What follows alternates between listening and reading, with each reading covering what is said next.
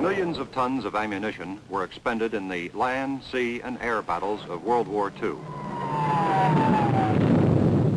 The movement of ordnance to the combat zones posed enormous problems, not the least of which was preventing accidental detonation of ammunition during shipment and transshipment.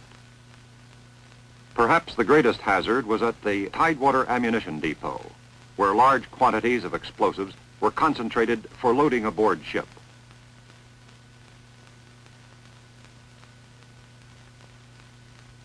Typical of these wartime depots was the Naval Magazine, Port Chicago, a vital military installation that was to provide the military services with valuable experience in the stowage and handling of ammunition. Here was underlined tragically the problem of protecting nearby communities from the effects of accidental explosions. The magazine's location, near two of the largest naval shipyards on the West Coast, Hunter's Point and Mare Island, together with a deep channel and moderate tides, made it ideal for loading ammunition ships, cargo ships, and barges. Within commuting distance was an open labor market in Pittsburgh, Concord, Martinez, and other towns in Contra Costa County. Connecting Port Chicago with inland depots and factories manufacturing ammunition were two transcontinental railroads and heavy-duty highways.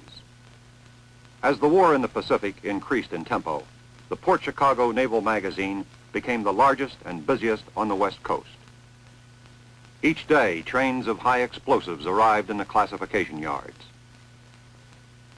Until ready for loading at the piers, they were held in sheltered revetments.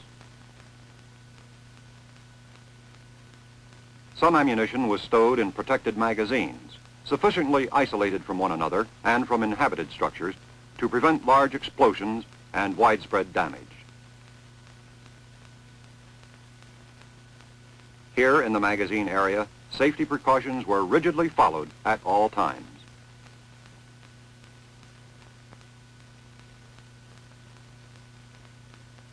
Eventually, these explosives had to be brought together in large concentrations during the loading of ammunition ships, thus losing the safety inherent in the segregation of ordnance materials stowed in magazines. Frequently, the urgent need for ammunition forced the depot to load two ships at the same time at the same pier. So it was on the night of July 17, 1944. The Quinault Victory and the E.A. Bryan were moored at the Naval Magazine, Port Chicago. 16 cars of ammunition and bombs were spotted on the pier beside the Quinault Victory as the ship rigged to load. Bryan had been loading day and night for more than 3 days. 3.5 million pounds of explosives were aboard or waiting nearby on the pier. Everything was normal until 10:19.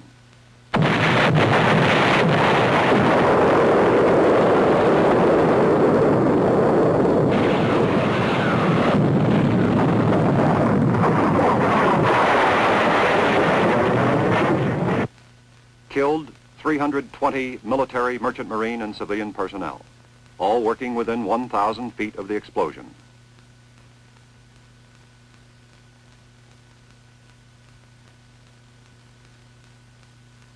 Injured 390, including residents of Port Chicago, and people up to 12 miles away.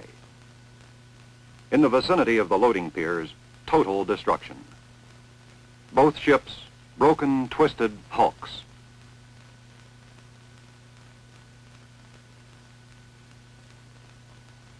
This is what remained of the loading piers and railroad cars.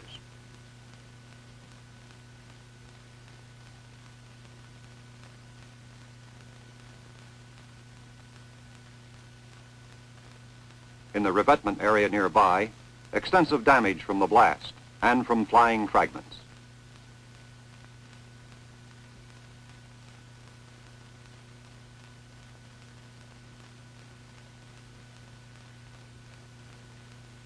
In the waterfront barracks and administration area, buildings crumpled like cardboard, roofs blown off, walls gone.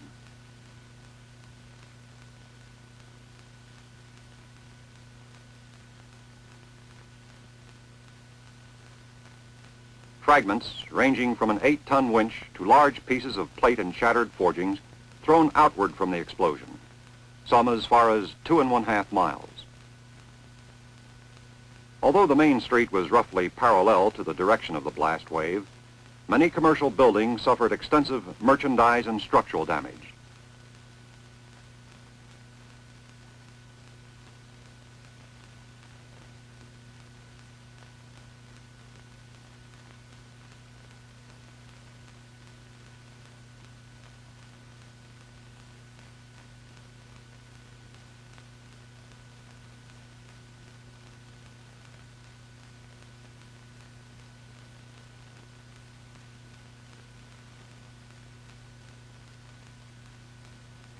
It was fortunate that the blast occurred at night, when people were inside their homes and not exposed to the flying glass.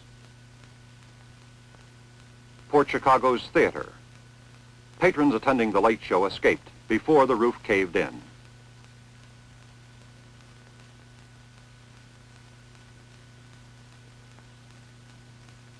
The railroad station. A train arriving at the time of the blast was damaged. A passenger blinded.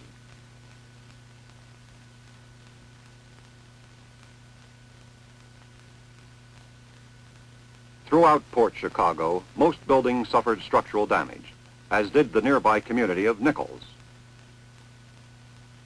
Arriving with disaster crews after the explosion was a Navy Board of Investigation, appointed by the Commandant, 12th Naval District. Field crews surveyed, inventoried, and photographed damaged structures. All damage to commercial and personal property was carefully documented. Although there were isolated cases of greater severity, this map shows the general extent of damage resulting from the explosion. Within 1,000 feet, complete destruction. All deaths occurred within this area. 5,000 feet, severe damage to structures. 8,000 feet, considerable damage to most buildings and personal property. Out to 9 miles, wall and framework movement, extensive glass breakage. 14 miles marked the limit of damage to merchandise, furniture, and personal property.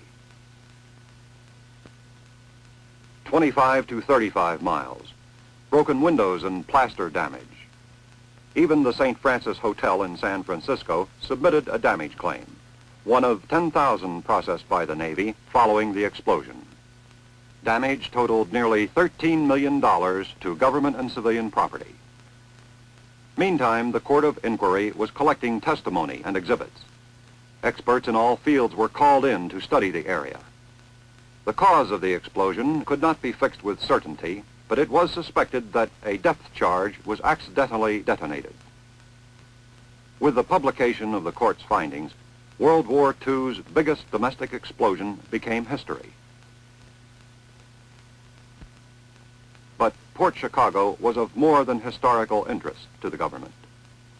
Investigation into the disaster resulted in the most detailed and accurate data ever assembled on effects of a large explosion. As World War II ended, this information became the basis of a far-reaching scientific study by the Armed Services Explosives Safety Board. The board sought to determine the damage which might be expected if a similar explosion were to occur at other military installations. Port Chicago served only as the nucleus of this intensive study. Other large explosions provided additional data. Halifax, 1917, caused by the explosion of more than 5 million pounds of explosives aboard a French ship in the harbor.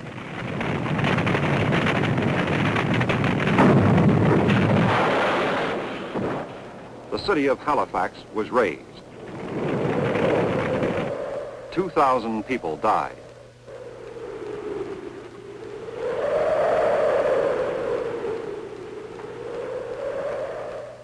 Also studied were other World War II accidents involving large quantities of explosives.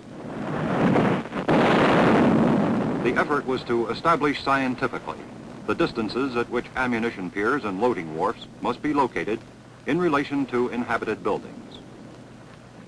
Distances sufficient to ensure that an explosion would not become another catastrophe.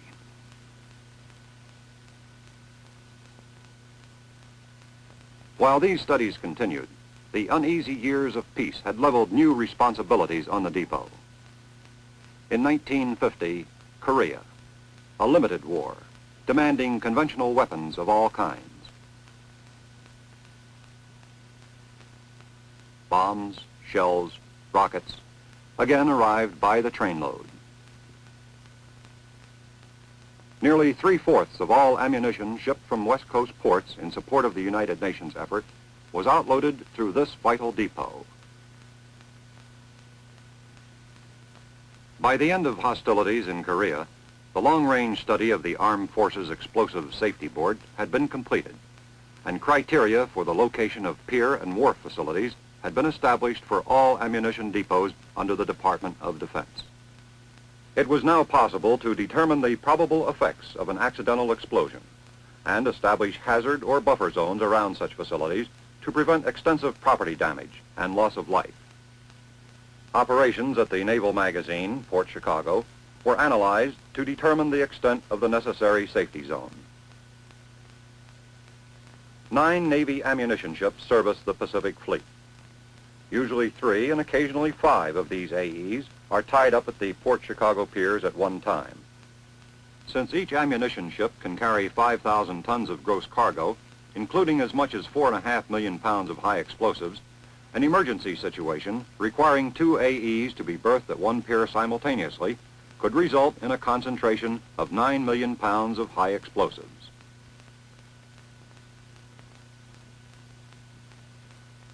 Commercial ships transporting ammunition for the Army, Air Force, and military assistance programs can carry 10,000 short tons of gross cargo and from 4 to 9 million pounds of high explosives. Limited or general war in the Pacific could overnight level requirements that would make it essential to use the piers to their maximum capability of 9 million pounds each. To meet the danger of an accidental detonation of 9 million pounds of high explosives, application of the Department of Defense safety criteria required that an uninhabited buffer zone of 2 miles be established around the depot piers, and that all land within this area be acquired by the government. The impact of acquiring this safety zone on neighboring communities was given serious consideration by the Navy Department and the Congress. In 1956, the firm of Arthur D. Little Incorporated was retained to study the possible relocation of Port Chicago facilities. This study surveyed 37 alternate sites along the West Coast and determined that 5 would meet the military and engineering criteria. However, the cost estimates for developing these sites ranged from $40 million to $147 million. As a result of this study, the Secretary of the Navy's report to the Armed Services Committees of Congress recommended retention of the Naval Magazine, Port Chicago, at its present location, and the acquisition of all land and properties within the 2-mile radius of the piers, except the General Chemical Plant and the Western States Chemical Company plant. New commitments in the Pacific continued to put greater demands on the depot. New weapons had been developed. Missiles had been added to the inventory of ordnance items processed at the depot.